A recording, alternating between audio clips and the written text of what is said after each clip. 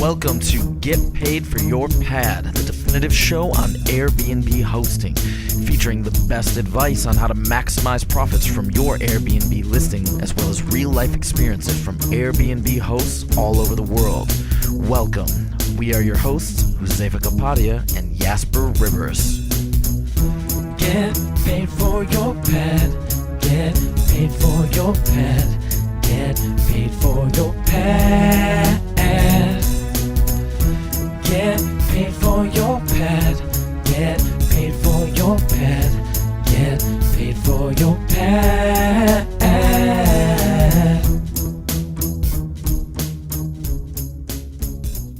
Hey everybody, welcome back to another episode of Get Paid for Your Pad. And today I am joined by Glenn Carter, and he is the founder of The Casual Capitalist, which is a website all about the sharing economy. So I'm very excited to talk to Glenn today because I'm a big fan of the sharing economy. So Glenn, welcome to the show. Thanks a lot for having me. I'm really happy to be here. I'm a big fan of the show. Yeah, I appreciate you coming on, and I know it's 5 a.m. where you are in Canada, and so I really appreciate you getting up that early for us. Yeah, 5 a.m. and minus 30, so I'm in. I got 2 sweaters on. All right, well, I recommend you stay inside today. So how's it going back in Canada? It's going great. It's we're just in the thick of winter, but I'm in Ottawa right now, but I'm typically in Montreal. That's where my job is. Things are good here, man. Okay, cool. You're in Ottawa. Is that the town where they have the Tulip Festival in May every year? Yes, they do, which has a unique connection to your home country. Exactly, yeah, exactly. I think we still sending you guys like 20,000 tulips every year. Is that true? Yes, yeah, it's beautiful here too, and people come from all over the world to check it out. So, have you ever been to Ottawa? I have not. Well, I suggest coming in the summer if you do. Yeah. No, I decided a while back that I wasn't going to do winters anymore unless I have a pair of skis underneath my shoes. That's a really good rule to live by. So, Glenn, tell us about you and tell us about your Airbnb experience. Yeah, well, briefly just about me. I'm a writer and Airbnb host based in Montreal. That's where my full-time job is, but I live in the Ottawa area with my family. I got my start in the sharing economy on Airbnb. That's really my specialty. Before that, I was and still am a real estate investor, so that's really where my passion is. I got my start in 2013 on Airbnb with a property we own in Florida. We bought it down there with the direct purpose of renting it out on Airbnb. So this was a big experiment for us. And since we've added a few properties in Montreal to the Airbnb repertoire. So that's how I got started in the sharing economy, specifically on Airbnb. And since then, I've branched out to other platforms and trying to help teach others about the income potential. Awesome. So I think this is going to be a really interesting topic. Getting an Airbnb property for the purpose of renting it out on Airbnb. So I get a lot of questions, and this is one of the main questions that people ask these days. You know, as more and more people are getting aware of the fact that Airbnb is an amazing investment opportunity, especially in this environment that we are in right now, where interest rates are at zero, stock market is at all-time highs. Well, it's crashed a little bit over the last weeks, but still it's very high. So it's really hard to find a good investment with a good return on investment. So, you know, buying a house and putting it on Airbnb, I think, is one of the best investment opportunities that exist right now. And so a lot of people are seeing that as well. So people are asking me, well, how do you go about, you know, investing in a property with the purpose of renting it out on Airbnb? Like, what's a good area? And what type of house should you get? What type of audience should we target? You know, what type of furnishings should we get? Like all those type of questions. So these are exactly the questions that I'm going to ask you today, Glenn, and then hopefully we can all learn from your experience. So let's start. Yeah. Let's start with Well, how did you come up with the idea to buy a property and put it on Airbnb in the first place? Well, I'd heard about Airbnb from a friend and got to know it really as a user. And because I was a property investor, it seemed like a natural fit to start trying the Airbnb hosting. Yeah, I totally agree with you that buying for the purposes of renting on Airbnb is a great idea. And I have some numbers here I can talk about, but it just depends on your market, like the type of property and who your audience is. I mean, there's a market out there for everyone, and I'm sure you can relate to this. But I've seen everything on Airbnb. It's not just the condos or single family homes. Like there's something out there for everyone. So it really depends on where you are, and what type of property you have. But in 2013, we decided to start our great Airbnb experiment with the purchase of a bungalow just outside of Orlando. It's a few miles from Disney.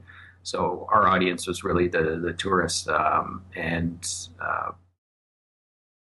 like I mentioned, we bought solely for the purposes of renting it on Airbnb.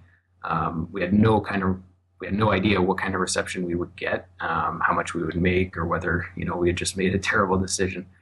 In retrospect, we probably should have done a bit more research, but it has a happy ending. After we bought, we immediately listed it on Airbnb.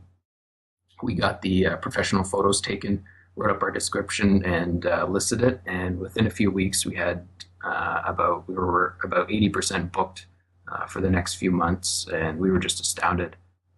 Every day we had multiple Airbnb requests in the first couple of weeks. So yeah, we were extremely happy. In this area, we would normally get, it's just an area a few miles from Disney. It's called Davenport. We would normally get about 1,000, maybe 1,200 if we're lucky a month for a long-term renter. And we were clearing and have been clearing easily 2,000 a month, if not more, with this property in Orlando. That's awesome. So let's go back a little bit. And you're saying you bought a property near Disneyland in Orlando. So that's a few thousand miles away from your home. So what was the reason that you bought it there? Well, I have a couple young kids, so we're sort of thinking ahead, family trips down the road. But there's the calculations of buying the one in Florida are multiple, and the housing market in Canada can be relatively expensive compared to the U.S. They had the housing crash there in 2008, and a lot of the areas still haven't fully recovered from that. And the area we bought is one of them. So we wanted to go in and buy cheap. So we found this area where the price has started to increase since the crash, but it hadn't got back nearly close to back up to its highs. So we wanted to sort of get in, in the middle of the road there. So we wanted to pick a market that really offered us a good ROI. So that's why we picked that area. And you're absolutely right. It was, that's very, very far from us. We've been down there a couple times though. But with distance comes other issues that we've had with this property, none of which are the negative issues we've had with this property, none of which are related to Airbnb. It's strictly what you said. It's managing from a distance and property management companies. Awesome. Well, let's talk about that a little bit later. But first, I want to get a really good idea of how this worked out for you. First of all, did you buy the property with your own money, or did you get a mortgage for it?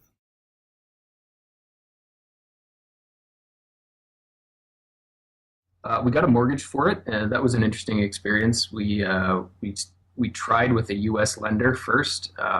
We had the 20% down; that wasn't an issue.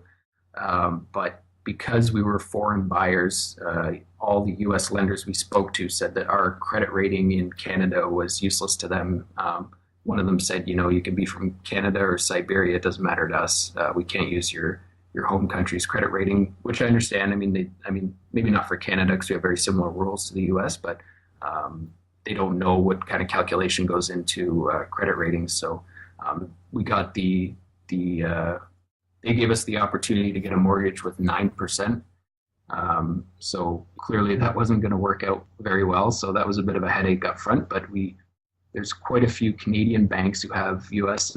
subsidiaries, so we ended up going through one of those and got a much better rate. Um, and yeah, that's what we ended up going with. Are you comfortable sharing the actual numbers? Because I'm really curious, and I'm sure some of the listeners are as well.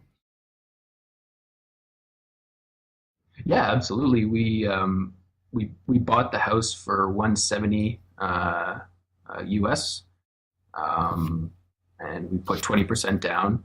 So our mortgage with property taxes and insurance is about 900 US dollars a month. And in Canadian dollars, that fluctuates because obviously we have a different currency up here. And right now it's quite low. I think we're about 70 cents to one US dollar, whereas when we purchased, we were about 90 cents. So it was, if we sold now, we'd get that bump from the currency. So that's another thing that we needed to consider, because if we ever need to put money into the place, which we do, we had to buy a new dishwasher. All our expenses are in US dollars. So if we need to put money in, then we're paying a premium. But the upside to that as well is that all our income's in US dollars. So the 2,000 plus we're making a month on Airbnb is, if we converted that to Canadian, would be more like 2,500, 3,000. Mm-hmm.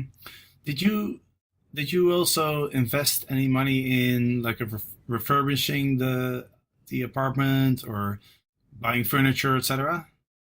No, because it's near Disney, you have a lot of foreign owners there. Like we bought from a British couple. So typically when you buy near Disney a vacation property, they're always all furnished because they're all people who live away and they don't want the hassle of having to put everything in storage or shipping it back. And typically the furniture was only bought for the purposes of furnishing there, either for rental or for a vacation property. So yeah, we didn't have many expenses that way.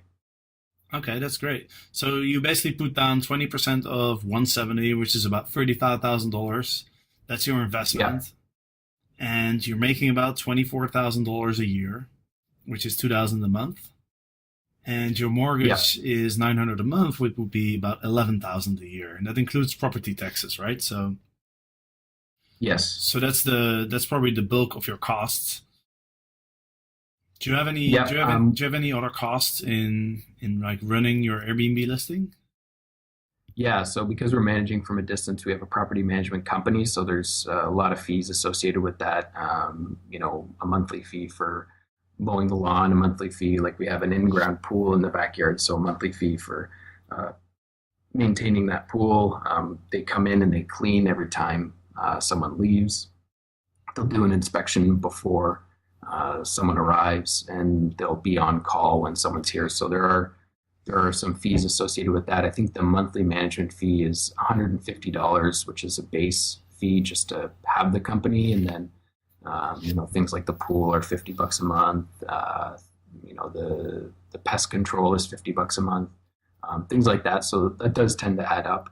And then any issues with the property, the management company will come in and fix. Mm-hmm. They'll pay our bills, like our gas bill, our water bill, our TV bill, and then just charge us for it. So I mean, it's a good model because they bring everything together and centralize all of your expenses and income. Mm-hmm. But yeah, it depends. It all depends on how good your property management company is and how diligent they are. And unfortunately for us, the one we picked was just absolutely terrible.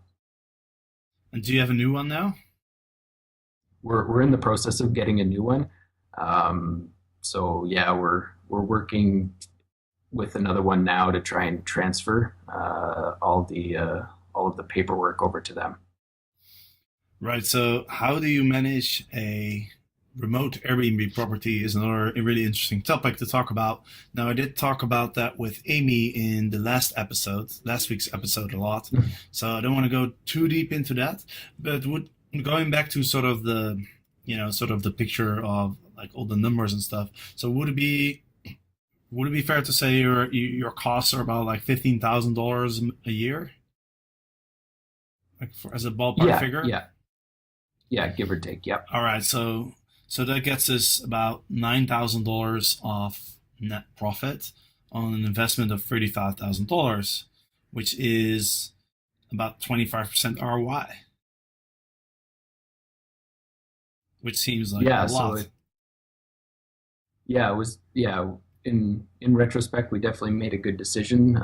It's just that there have been headaches with the management company, and sometimes it feels like we're managing the management company. And I mean, like I said, 80% of our bookings are through Airbnb. Another 15, I would say, are through other short-term rental property sites like VRBO and HomeAway, and I would even say less than five are from them.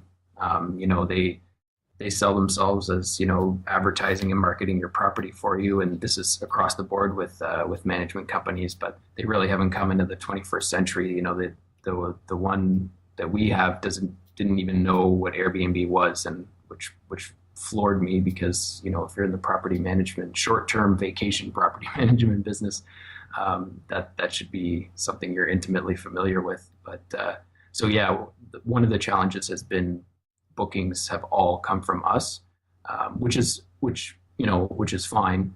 I'm happy that we're getting bookings, but you know, with the management companies, they who advertise that they're going to market for you and fill up your home for you.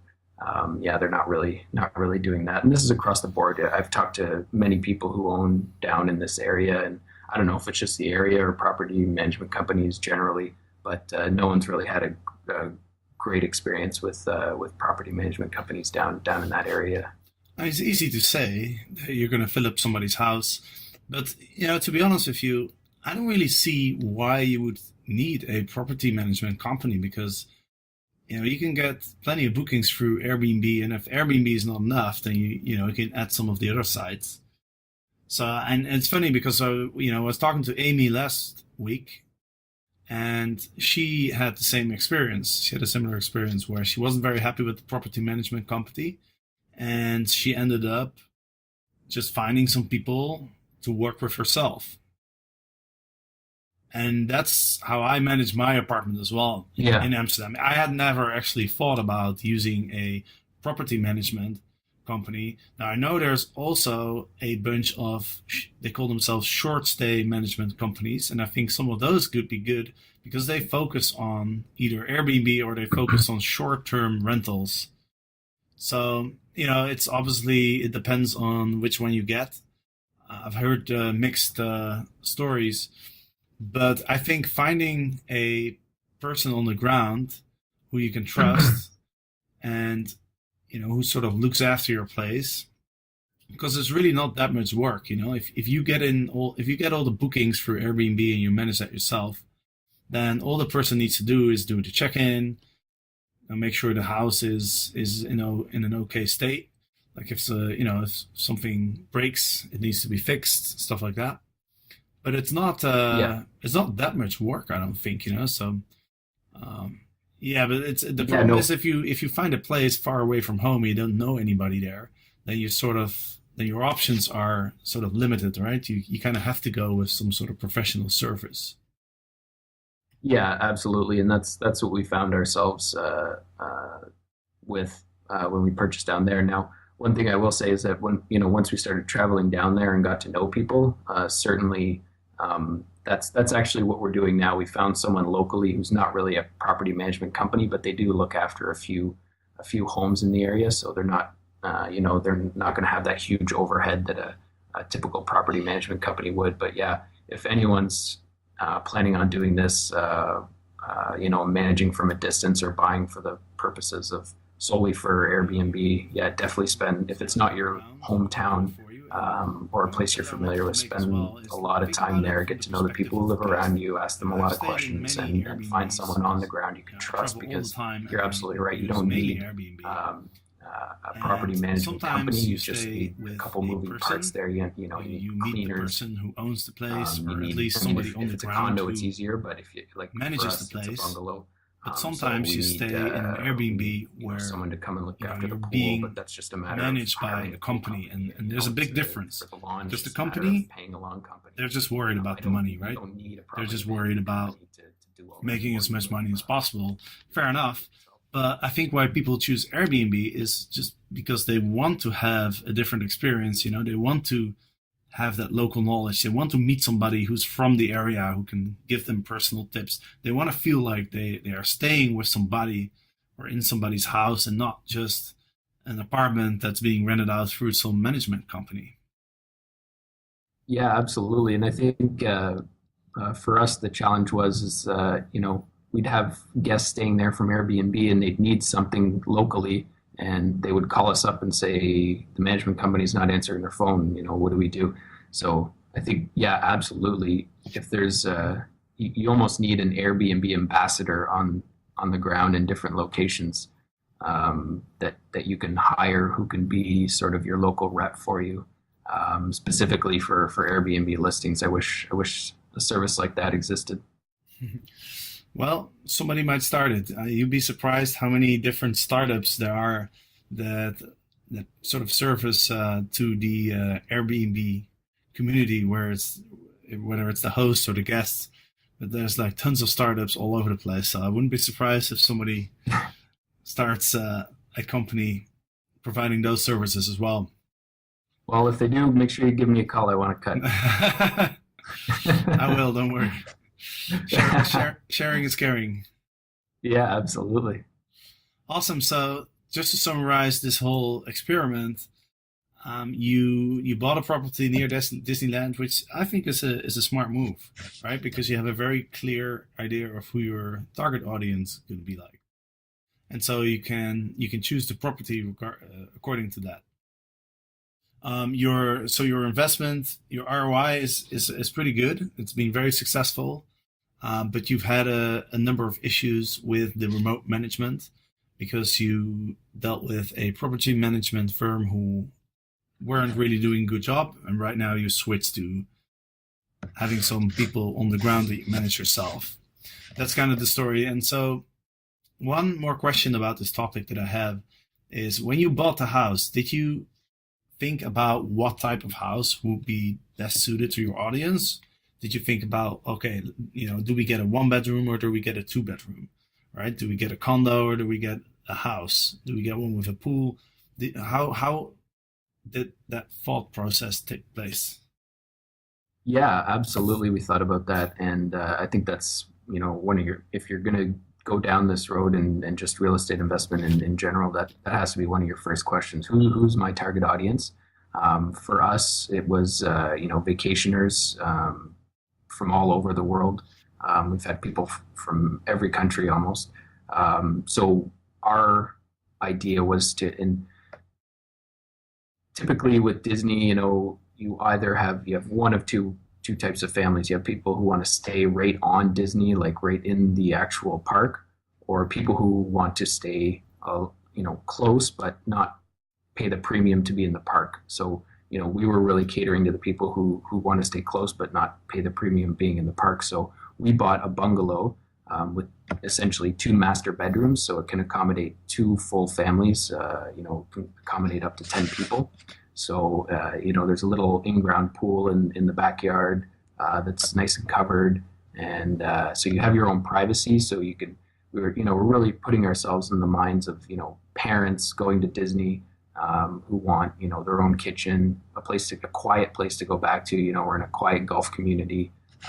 And, they can take a couple days to relax just by the pool at the house. So yeah, we absolutely had that in mind when we were buying, and really the only reason we bought that property type, the bungalow, and the location it is and the amount of rooms was because we knew exactly who our audience would be, and we've had amazing feedback. We couldn't have made a better decision on the house itself. Yeah, sounds like you got a really good deal, because I'm thinking it accommodates 10 people. It has 2 master bedrooms. It has a pool. It has a garden. And you paid $170,000. Yeah, Sounds like a steal. Well, yeah, and like I said before, it's in one of those communities that's sort of climbing back from the 2008 crash. So we sort of caught it, you know, on the way up. And actually, I was reading an article the other day that one of the top U.S. markets for property price increases in 2015 was Orlando. So it's really, I mean, Orlando, that's a whole nother discussion. That was sort of a side benefit, but Orlando is actually one of the biggest growing cities in the U.S. And in fact, I think last year was the first year that Orlando International Airport surpassed the amount of incoming travelers than JFK. And they're putting in multi-million-dollar expansions to the airport, and they're building a whole bunch of commercial projects around there. So that went into our whole calculus as well, the expansion of Orlando. Awesome. Well, good for you, man. Sounds like you did a good job. So now let's switch to your website and the other sharing economy platforms that are out there. So first, tell us a little bit about the casual capitalist. Yeah. Well, I loved Airbnb, the concept of Airbnb and the sharing economy more generally, so much that I started the casualcapitalist.com in August of this past year in 2015, because I really wanted to help others do what I did, which is make money in the sharing economy, but not specifically solely with Airbnb, to explain and articulate the benefits of other platforms out there, and there are hundreds. So overall, at the Casual Capitalist, our goal is to give people actionable strategies to increase their financial well-being, but we're focusing right now solely on the sharing economy. I was really tired of hearing, things like quit the rat race and break the cubicle chains and all of these kind of statements. And I wanted to help teach people how they can make side income while not, you don't have to quit your 9-to-5 job. I actually love my job. It's super interesting. I get to meet great people and I get a decent paycheck. So I found that, pursuing, your entrepreneurial passions and having a career aren't mutually exclusive, at least in the beginning. So that's why I started the Casual Capitalist. So I really strive to teach people to be flexible and use the sharing economy to make money, and flexibility. The sharing economy is certainly an embodiment of flexibility. Just one final point on the Casual Capitalist. So far, we've written two books on the sharing economy that detail about 100 sharing economy platforms that can be used to make money. And we blog about specific platforms and strategies, and really just try to provide as much value to sharing economy workers as possible. Awesome. And I've had a look at your site. I found a lot of platforms that I had never heard of. And I know there's so many, right? There's hundreds and hundreds, if not thousands, of sharing economy platforms. And it's just crazy to think that Airbnb has a brand recognition of less than 1% worldwide, which is crazy, right? Because I know all my friends know about Airbnb, but it's a very specific group of people that know about Airbnb, right? It's the people who travel, and it's a small minority of the worldwide population. So I was just shocked when I heard this less than 1% brand recognition. But think about all the other platforms, because Airbnb obviously is one of the biggest. So if Airbnb still has that small of a brand recognition, then how many people know about all those other platforms, right? Probably not a lot. Yeah, exactly. So I think it's a great niche to be in for you. I think the sharing economy, I'm pretty sure it's going to grow a lot in the next say 5 to 10 years, and we'll see how far it gets. But but in any case, there's not a lot of people who run blogs and websites relating to the sharing economy. So I think you picked a great topic. But let's talk about some of the other platforms that could be useful for Airbnb hosts. Because if you're an Airbnb host, then you're probably into sharing, and you might be interested to have a look at some of the other platforms that are out there as well. So what do you think are the most useful platforms for Airbnb hosts? Yeah, absolutely. Just to go back on your earlier point about the growth in the sharing economy, I'm I'm not sure if you saw the study by PricewaterhouseCoopers, but they estimated that by 2025, the sharing economy industry in general will be worth $330 billion. And in 2013, their same number, or not their same number, but the value of the sharing economy they had estimated at 13 billion. So you can imagine that growth over 10 years that we're seeing now. And yeah, certainly there are thousands of platforms out there. But and some of those platforms, a lot of them that we write about in the book would be absolutely useful to Airbnb hosts. There's so many options and really not enough time to get into detail, but I can get into a few here. Like the first one that came to mind was parking space platforms, the big ones called Just Park. If you live in a tourist area, which is very likely since you're already listing on Airbnb, you can check out one of the parking platforms to monetize extra parking space. And Just Park isn't the only one. There's about 5 or 6 others out there, depending on where in the world you are. But Just Park is the biggest one that we like. Another option is you can combine your Airbnb hosting with being a tour guide. There's a platform out there called Viable, which allows you to post what they call experiences, which are essentially tours, and people can register for your tour, and you can essentially get paid for that. So if you live in a touristy area that has museums or tourist sites, you can not only host people at your property, but you can act as a tour guide as well on Viable, and there's many others that are similar to that. If you're another one that I like, well, a lot of people in the community tell me about is that they combine their Airbnb hosting with being a cook. If you're an amateur or professional cook, you can also host meals and dining experiences at your place. Not just guests with Airbnb. With platforms like Feastly or Eat With, there's others out there called Bon Appetit and Viz Eat.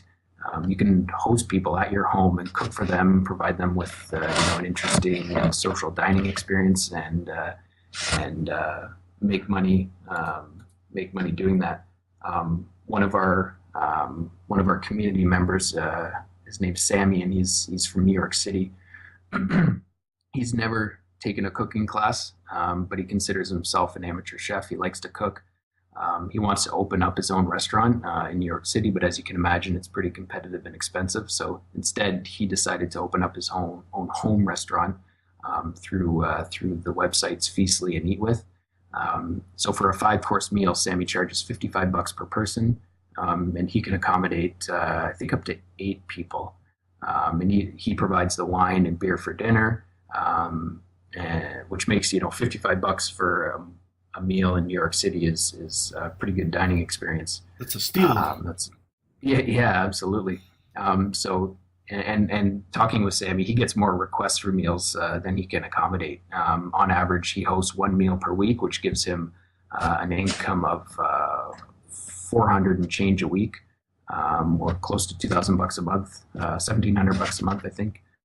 So after groceries, Sammy says that he clears about $1,000 a month, and that's only for 4 evenings of work a month, and he gets to be social, and leftovers are always good as well. So yeah, I hear a lot of people who are combining the cooking with the Airbnb hosting as well. There's also sharing economy platforms for pet lovers that can also be applicable to Airbnb hosts. If your home is pet friendly, you can make money by hosting, by babysitting dogs or walking dogs. There's platforms out there such as DogVacay and Rover.com, which once you're accepted into their platform, you can essentially be a hotel for cats or dogs when other people go on vacation. There's I forgot to mention another travel platform similar to Viable, but different. It's called Guider, but allows you to create tours for tourists, but with an app. So you don't physically go out and do the tour with them, but you can create a little app within the Guider app. It's as a self-guided tour. that you develop that people can purchase. One last one I will mention, and there are many others, but a lot of people, and this one isn't as popular now, but I see it becoming popular in the near future with limited space and increased urbanization. But another one Airbnb hosts can explore is spare storage space. The platform in the US is called Roost. There's one called Storemates in the UK and Spacer in Australia. These are all different platforms, but essentially they help you monetize spare space in your home, such as a basement, garage, or attic, that people can use as storage space for a fee. So yeah, Jesper, there's a lot of options out there, as you can see. That's awesome, man. That's really awesome. And I love that story about Sammy, because essentially what you're doing is if you're passionate about cooking, you're doing something that you love, you're meeting people every week, and you're making an extra side income. So that's really like a win-win-win situation, which I think is really awesome.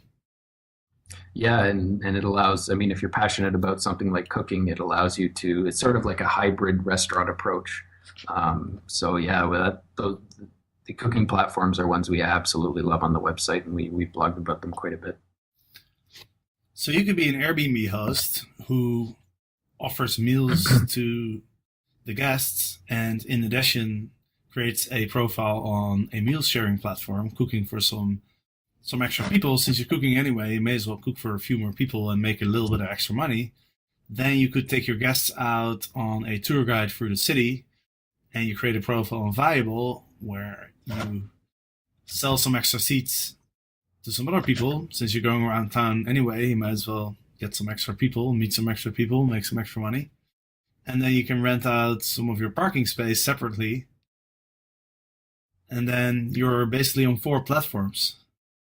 Yeah, and this is actually, we have a specific term for this on the website. We call it platform stacking, which essentially means that all the work that you build, that you do to build a profile on one platform, you can use on others, and you can essentially double or triple your customer base with minimal effort. So yeah, Airbnb hosts are in a perfect situation to platform stack with cooking sites, tour sites, parking sites, all that kind of stuff. Awesome. There's one platform that I wanted to mention. I don't know if you cover it, but have you heard of Flightcar? Is that like a car sharing service? Yeah, it's basically like a car rental share. It's a car rental sharing platform at the airport. So if you go on holiday for a couple of weeks, instead of paying for your car to be parked at the airport, you can get paid for parking your car at the airport. And because what happens is they will rent it out to people who are looking to rent a car. Oh, fantastic. Which is really awesome because you're on holiday, you're not using your car. Normally you have to pay for your car. It's you either park it at the airport or you park it at home, in which case you have to pay for taxis. And so instead of having to pay for the parking of your car when you come back, you actually get a paycheck. Yeah, that's it. And I love that one. I've heard of Flightcar, but the one we hear most about is Turo. It's formerly it's Relay Rides, and it's a car sharing service based in the U.S. But they have an option called Park and Earn, which sounds very similar to Flightcar, where you go to one of the major U.S. airports, and if you're gone for anywhere from a week or more, they'll manage your car and rent it out while you're gone, and they'll give you guaranteed income for essentially doing nothing. And that is pretty awesome if you go on holiday and you're lying on the beach and knowing that you're making money. Awesome, Glenn. That's some really cool information. I'm sure a lot of people will be interested in it and will check out those car rental, all those different types of sharing economy platforms. Now, I know you also, there's hundreds of platforms, like you said. For those people who want to learn a little bit more and maybe want to check out a few more platforms, how can they find a good resource for that? Yeah, well, Obviously, I would suggest checking out the site, thecasualcapitalist.com. We have a number of free resources on there for beginners and amateur sharing economy entrepreneurs. We actually recently developed a personality quiz. So if you're new to the sharing economy or want to figure out which other platforms other than Airbnb might be useful for you, you can answer this. It's about a 20-question quiz that takes 5 minutes. And based on your answers of your lifestyle, it'll give you platforms that might be useful for you. So there's that on the site. And like I mentioned before, we've released 2 books, one in August and one just 2 days ago. And they're called Secrets of the Sharing Economy, and they essentially detail all these different platforms that you can use. And right now, I'm giving both books away for free. I really just want to bring these income strategies to as many people as possible. So for your listeners, I'll give both of our ebooks on the sharing economy for free if they just go to thecasualcapitalist.com/pad. Then they'll get both books in PDF in their email. Awesome, man. Well, thank you so much for that offer. I actually read the first book, and I thought it was an awesome resource. And I know a lot about the sharing economy. I know a lot of platforms, but there was definitely a whole bunch of platforms in there that I wasn't aware of. So I do recommend everybody go check that out at thecasualcapitalist.com/pad. That's /PAD. So Glenn, thanks so much for coming on. Thanks for taking the time. And for the listeners out there, of course, thanks for listening. And next week we'll have another episode of Get Paid for Your Pad. So we'll see you then.